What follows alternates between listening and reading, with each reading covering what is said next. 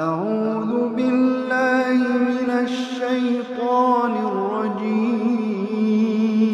Bismillahirrahmanirrahim. Assalamualaikum warahmatullahi wabarakatuh.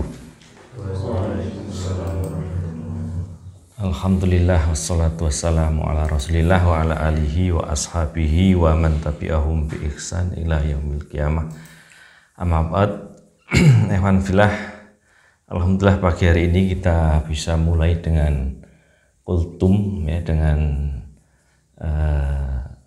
memberikan atau membacakan ayat-ayat Al-Quran dan juga hadis-hadis Rasulullah. Pada pertemuan kali ini kita akan melanjutkan materi sebelumnya, yaitu angan-angan orang yang sudah meninggal. Ya, kemarin sudah kita sampaikan secara garis besar bahwa salah satu cara untuk bersyukur, ya, mensyukuri kehidupan kita ketika diterpa masalah adalah kita mengetahui bahwa orang yang sudah meninggal, ya, ketika kita lihat di kuburan yang sudah bertahun, berpuluh atau beratus tahun, itu mereka punya satu keinginan. Apa itu keinginannya? Yaitu kembali ke dunia. Nah, jadi kalau orang mati saja pengen balik ke dunia untuk beramal soleh, ya, maka kita di sini yang masih hidup harus mensyukuri hidup kita ini, ya, dengan memperbanyak amal soleh. Nah, kita akan lanjutkan ikhwan fillah tentang rincian, ya, dari angan-angan manusia ketika meninggal ini. Ya, yang pertama perlu kita pahami bahwa semua orang yang hidup punya angan-angan, ya. Tentu saja angan-angan yang dapat membahagiakan hatinya, menyenangkan hidupnya. Orang miskin punya keinginan untuk hidup kaya, ya. Orang yang sakit pengen sehat, ya. Orang yang istilahnya lumpuh pengen bisa berjalan kaki, ya. Intinya semua orang punya keinginan di dalam hidupnya, ya. Bahkan kalau kita rinci lagi, ya, kita misalnya dari lahir ingin punya pendidikan yang bagus. Setelah punya pendidikan yang bagus, ya kan, pengen nanti punya pekerjaan. Nah, setelah punya pekerjaan pengen punya istri yang cantik, ya kan.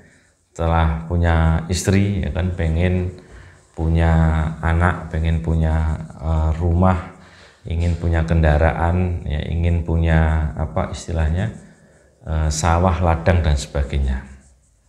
Nah, itu tidak salah. Nah, tapi di dalam hadis Al-Bukhari, Rasulullah memberikan rambu-rambu kepada kita semua. Lau anna li ibni Adam wadiyan min dahabin ahabba, ya, an yakuna lahu wadiyani walan yamla'u fahu illa turabu wa yatubullahu ala man taba, ya. Jika seandainya anak cucu Adam, manusia kita semua ini, punya satu lembah berisi emas, ya, punya lembah berisi emas kabeh, dia akan menginginkan untuk memiliki dua lembah yang berisi emas. Padahal tidak akan pernah ada yang dapat memenuhi rongga mulutnya kecuali tanah atau kematian. Dan Allah mengampuni orang-orang yang bertaubat. Nah, ini karakter dasar manusia itu, dia punya sifat rakus, sudah punya satu mobil pengen 2, 3, 4, ya kan. Sudah punya emas, katakanlah emas ini sudah harta yang paling mahal, ya kan. Kalau mobil dan sebagainya kan nilainya bisa turun, kalau emas stabil. Nah, sudah punya dua lembah, padahal harganya luar biasa, kan gitu, ya. Itu masih pengen punya dua, punya satu pengen dua, sampai apa? Sampai mati. Nah, sebelum mati dia masih punya keinginan-keinginan itu. Makanya di sini tutup oleh Allah, wa yatubullahu ala man taba, ya. Allah mengampuni orang-orang yang bertaubat. Artinya kita diminta untuk mencukupkan diri dengan nikmat yang diberikan Allah. Karena orang itu sudah luar biasa ketika dia bangun tidur bisa makan, bisa minum, kondisi aman. Itu kata Rasulullah dalam hadis yang pernah kita sampaikan juga, sudah seperti memiliki dunia. Nikmat dunia sudah dapat semua, sudah bisa makan, ya kan, minum, kemudian badannya sehat, kondisi aman. Itu sudah paling nikmat. Nah, ilah di sini apa? Wa yatubullahu ala man taba, ya kan? Dan Allah mengampuni orang-orang yang bertobat. Ketika kita mensadari itu, ya kan, kemudian kita buang keinginan-keinginan, angan-angan itu, ya, dengan kita isi dengan ibadah, maka Allah akan mengampuni, ya. Karena manusia sebenarnya cara untuk membuang angan-angan itu sangat mudah. Nah, tipsnya misalnya kita pengen mobil yang paling bagus, katakanlah, ya kan, Alphard atau yang sudah banyak, Pajero, Fortuner, nah itu boleh aja punya angan-angan itu, tapi kita akan repot. Nah, repotnya apa? Kita harus menyiapkan uang yang sangat banyak, dan untuk mendapatkan uang yang sangat banyak itu, kita harus mengeluarkan tenaga, pikiran, dan semuanya. Padahal ketika kita buang keinginan itu, nah, kita tidak butuh terhadap itu, maka tenaga pikiran kita tidak akan terbuang ke situ. Nah, makanya wa yatubullahu ala man taba, ya. Kemudian ikhwan fillah, angan-angan ini tidak hanya dimiliki orang yang hidup saja, ya, tapi orang yang sudah mati itu juga punya angan-angan. Kok tahu dari mana? Nah, karena dari informasi dalam Al-Qur'an dan hadis. Nah, di antaranya, di sini kita bisa sebutkan ada beberapa, ya, orang yang punya apa, angan-angan, ya.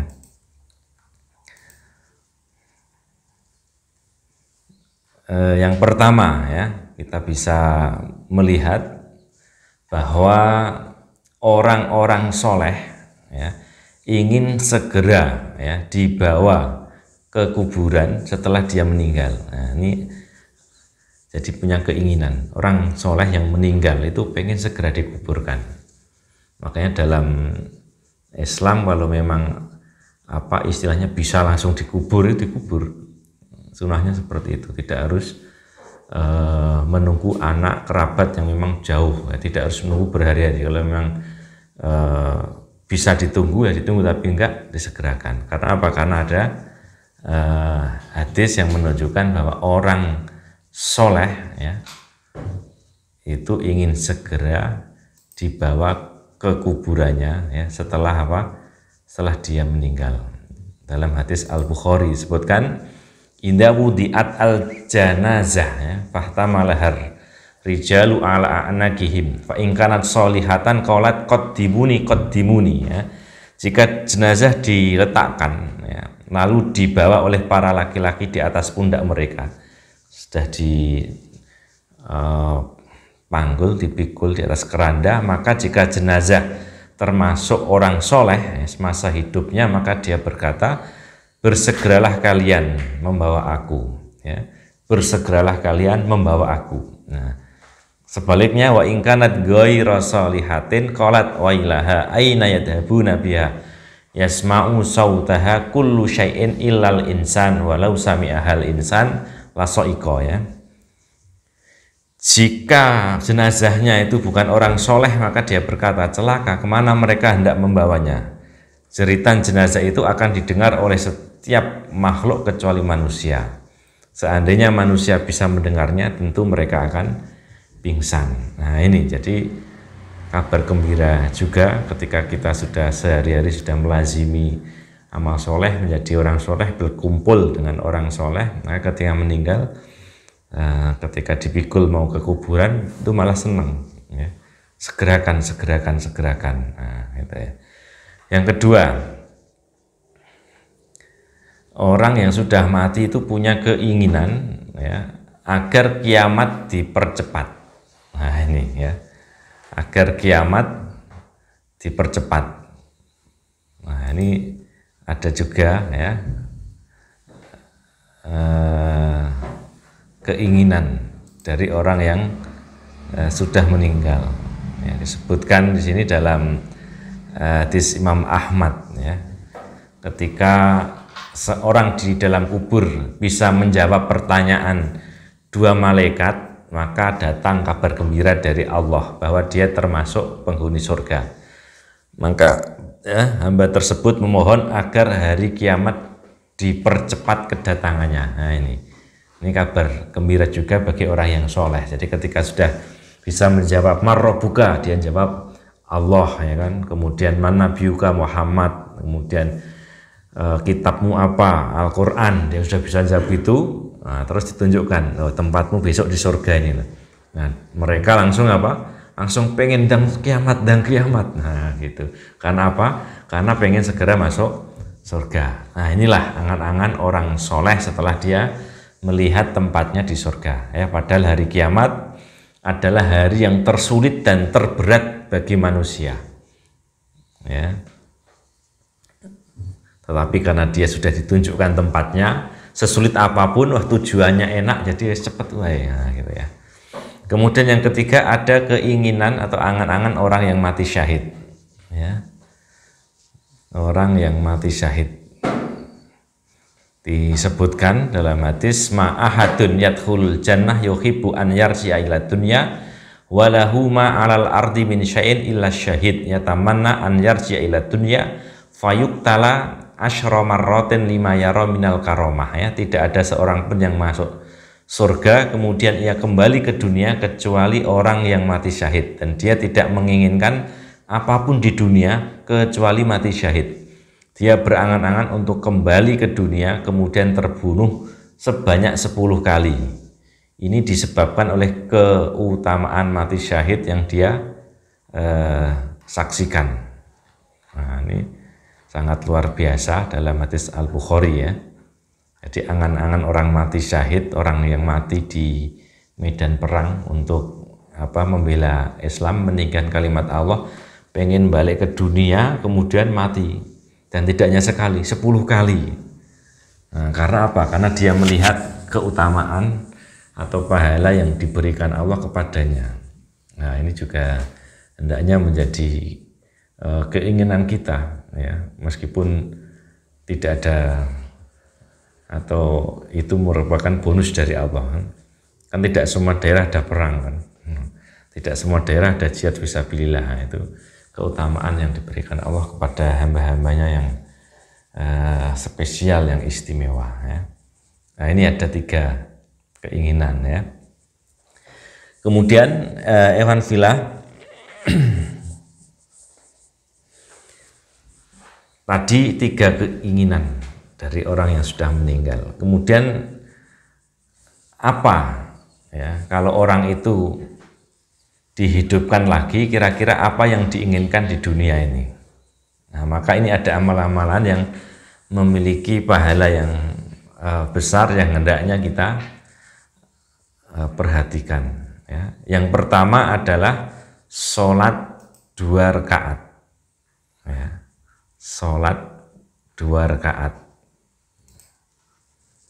Jadi orang yang mati itu punya keinginan balik ke dunia itu untuk apa? Nah, yang pertama mereka pengen sholat 2 rakaat, ya. Sebagaimana di sini di dalam hadis yang menyebutkan anna Rasulullah marra bi qabrin faqala man sahiba hadzal qabri faqalu fulanun faqala rakaatani ahabba ila hadza min baqiyati dunyakum, ya. Rasulullah melewati sebuah kuburan kemudian bertanya siapa penghuni kuburan ini, ya. Mereka menjawab ini kuburan si fulan. Lantas Rasulullah SAW bersabda 2 rakaat lebih dia cintai daripada dunia kalian. Nah, ini 2 rakaat lebih kalian cintai daripada dunia kalian. Nah, 2 rakaat apa? Nah, sebagaimana dalam hadis rakaatani khafifatani mimma tahkiruna, ya, wa tanfiluna yaziduhuma hadza fi amalihi ahabba ilaihi min baqiyati dunyakum, ya.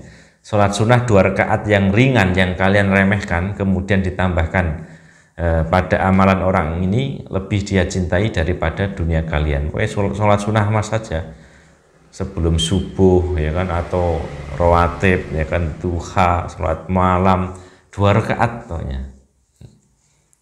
Nah, itu lebih dicintai oleh orang yang meninggal kalau dia bisa melakukan itu daripada seluruh dunia yang tersisa ini ya.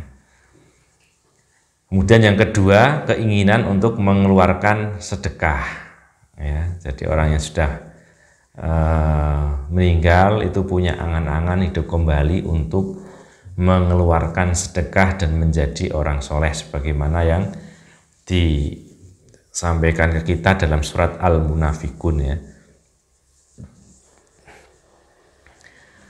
As-soddaqo wa akum minas solihin ya, aku pengen sedekah lagi dan pengen menjadi orang yang soleh ya.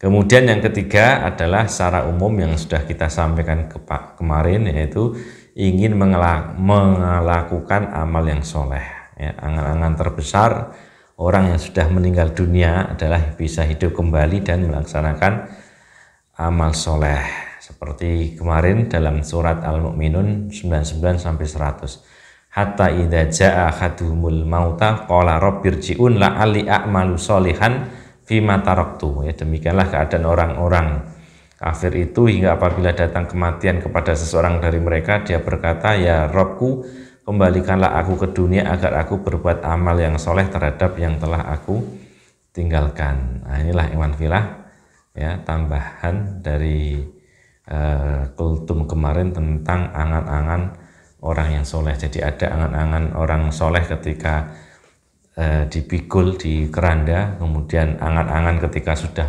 tahu bahwa dia itu bisa menjawab ya, pertanyaan di dalam kubur sehingga pengen disegerakan hari kiamat ya. Kemudian angan-angan orang yang mati syahid. Nah, kemudian secara umum orang yang meninggal itu punya keinginan untuk melakukan 3 hal. Yang pertama adalah bisa sholat sunnah meskipun 2 rakaat saja ya.